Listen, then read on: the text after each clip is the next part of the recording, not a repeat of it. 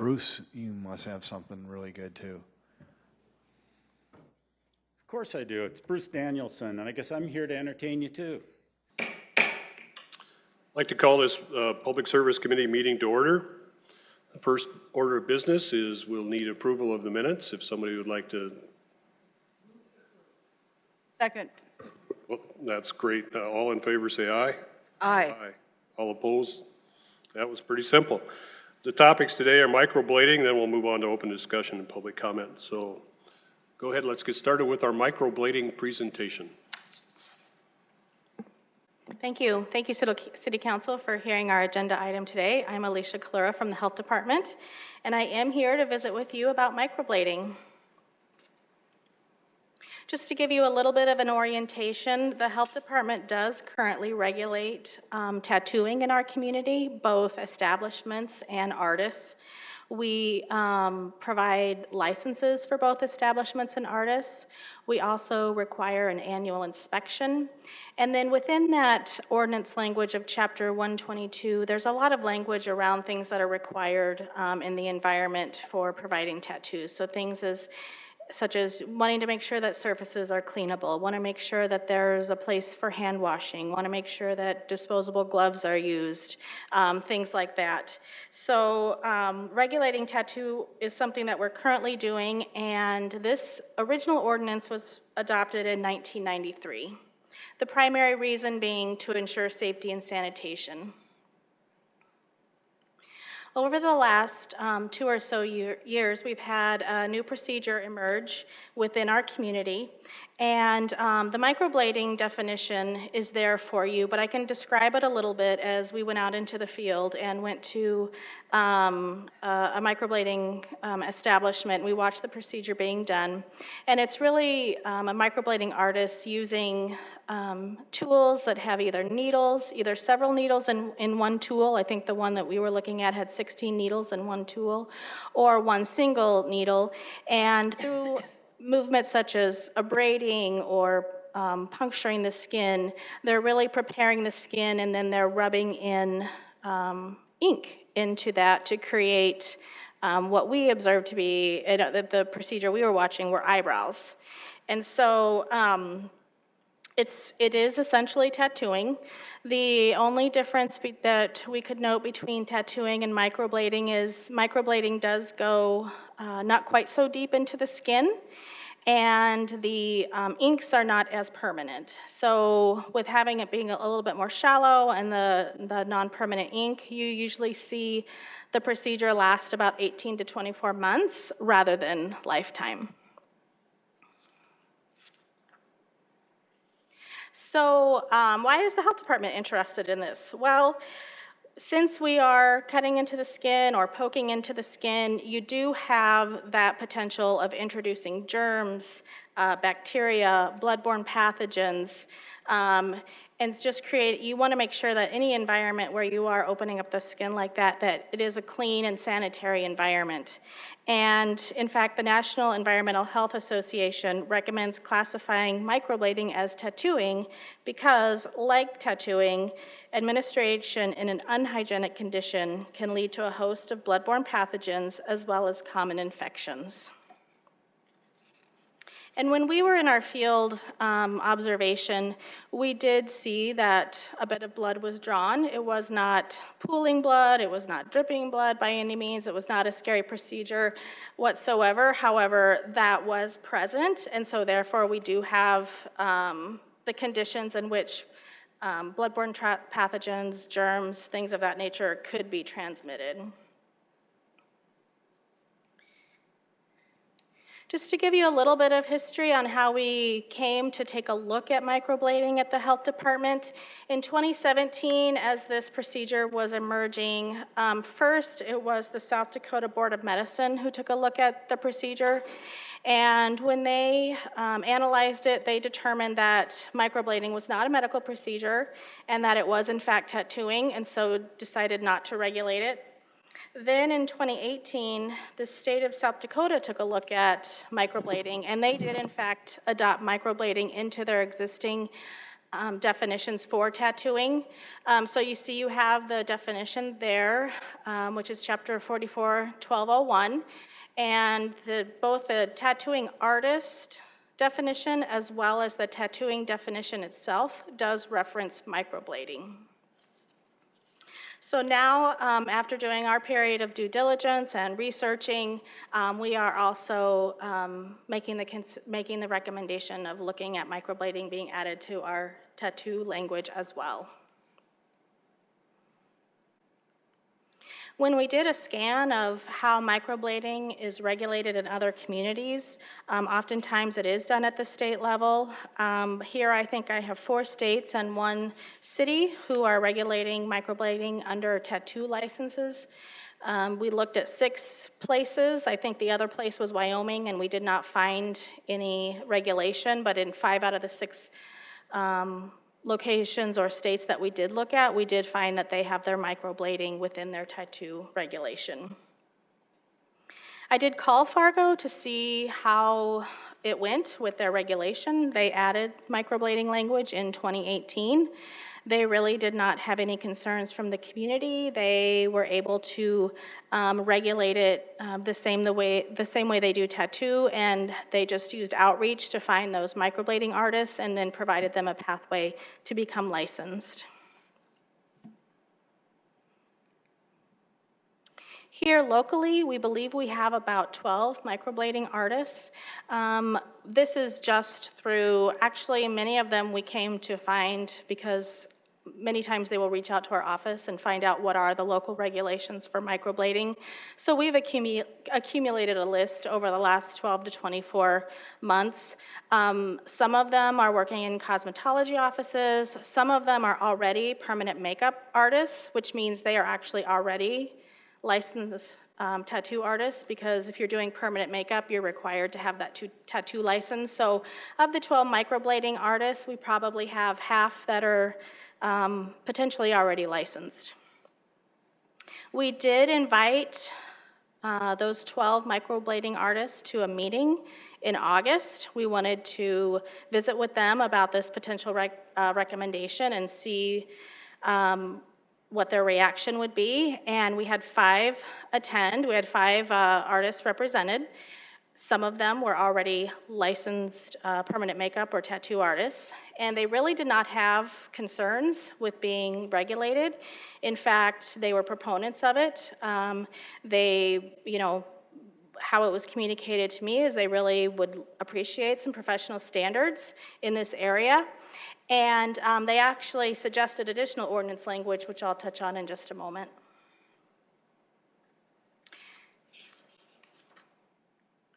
So, given where the state of South Dakota has landed with the definition, given the potential for bloodborne pathogens and infection, given our research of the facts, our recommendations are that we do add microblading to the definition of tattooing. We also could consider requiring a course on bloodborne pathogens. That was one of the recommendations by our local microblading artists. Of the things that they recommended, that was the one that actually had a public health impact, and it is a bit of a gap in our existing ordinance language that we do not require bloodborne pathogen training. That's relatively easy to get these days. You can normally obtain a bloodborne pathogen certificate online with an hour or 2 course. And then finally, when we do bring this forward, the state administrative rules have gone through at least a couple of changes since 1993, so we would probably pull up some cleanup language as well that would not change the intent of the tattoo ordinance, but just make sure that we're using modern language that aligns with modern business practices. So that is what I have for you today. I'll be happy to answer any questions. Yes? I think it is appropriate to look at it since it hasn't been looked at since 1993. And I guess I would offer my support for you adding the pathogen training. That would be for tattoo artists, including microblading, so everybody would have that. Have we had a problem with infections or over the years that you've been working there, or Luann, you've been there a long time? I'm not Where we've aware- had infection issues and had to revoke licenses from tattoo artists? I'm not aware of a complaint that has resulted in making a determination that we've had any kind of infection transmitted. I would say it is a good best practice to have that training if you are dealing in sharp instruments, and if you are offering your services as a business. I think it's good protection for both the patron and the tattoo artist to have that training.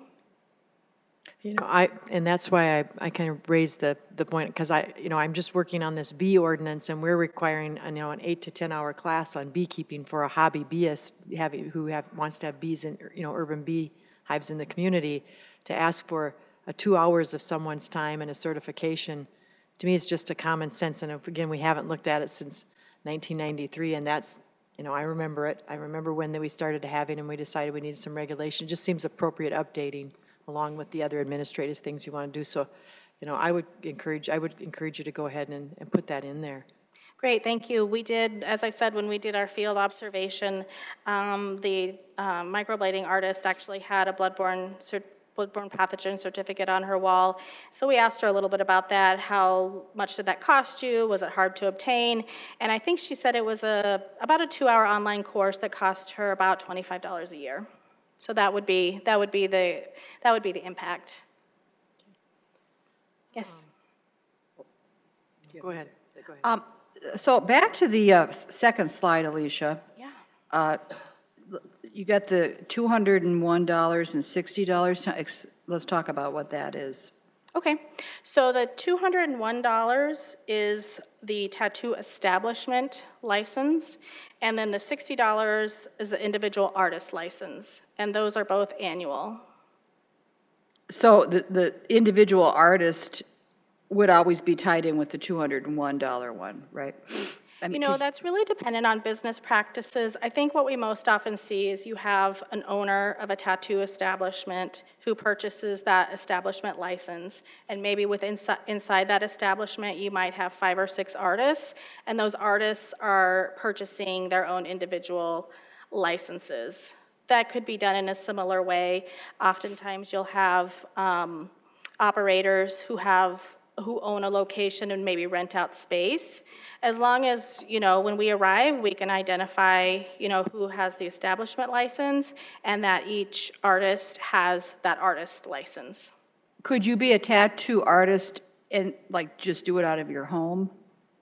Or do you have to be in an establishment? You have to be an establishment. Within the existing ordinance, there are provisions around how many square feet that are needed, whether you need to be separated from other areas. There really isn't a provision for home tattooing. So anyone who tattoos is going to have to be in an establishment, Yes. so to speak. Okay, thank you on that. And then I want to talk about a request. I'd like to see a picture of what this looks like. Yes. Do you happen to have that with you? No, I want to see the completed picture. I'd like to, is it good when someone, just for reference sake, if somebody has this done? Oh, a before and after? Yes. I can certainly send you that.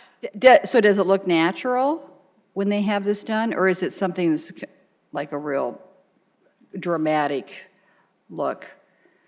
In my opinion, when we were observing the field study, I thought it looked very natural. They do try to mimic actual hair follicles, and then they have a blending technique. So they use an instrument, so such as in the picture up on the screen, that particular instrument has about 16 microneedles that they're using to etch in those initial hair follicle lines, so to speak, and then they go back with a single needle and do blending. Yeah, so that before and after, because I was thinking this was something that would be kind of a radical, that would make someone look real dramatic, and it might be something you wouldn't even know someone had it done, is what I'm hearing. So then I want to talk about piercing. Okay. So, yeah, and of course, we get people who got nose pierces, lips pierces, body pierces, whatever. What ordinances do we have on the piercing aspect? So the extent of the Sioux Falls ordinance around body art is exclusively tattooing.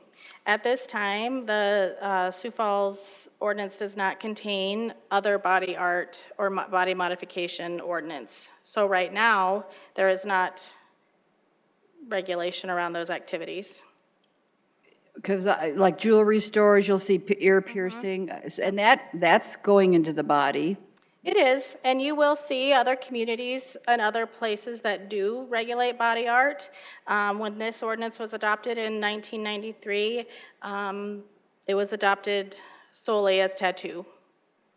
Do the tattoo establishments do the other kind of piercings too? Is that something they offer, like into the nose and tongue?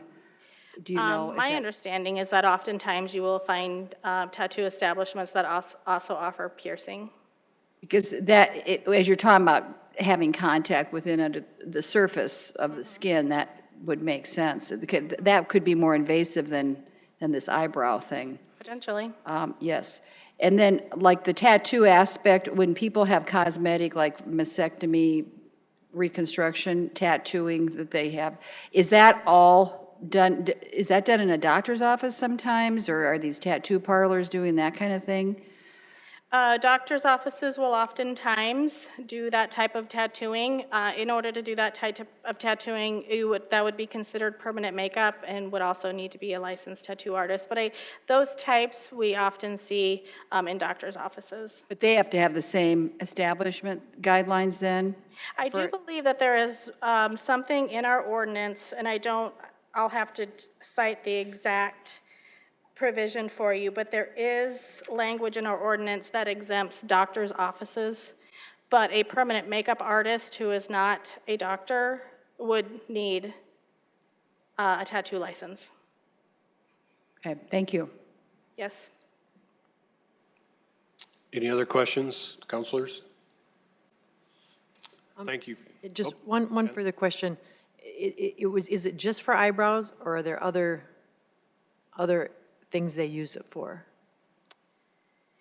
To my knowledge, it is only for eyebrows, but I will say there are always new and emerging techniques that could spring up. My understanding of that is that the intention of microblading is for eyebrows. Thanks.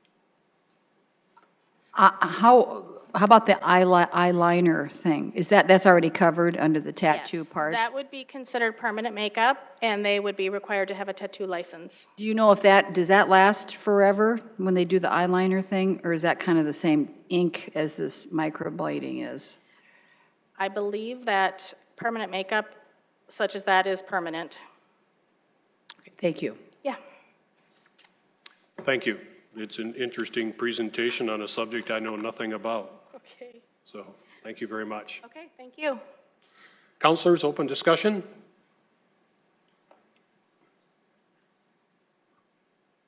Well, I guess I'll just say it. I still think that this information would have been valuable to the whole council, because now the other council members, we could have got through their questions and stuff, and so I still would like to. I'm still a proponent of this being on, and this wasn't you guys at all. This is just something that I'm wrangling with my fellow council members about the use of the committee system, and that we have different levels of information now going into it. We've asked all these questions.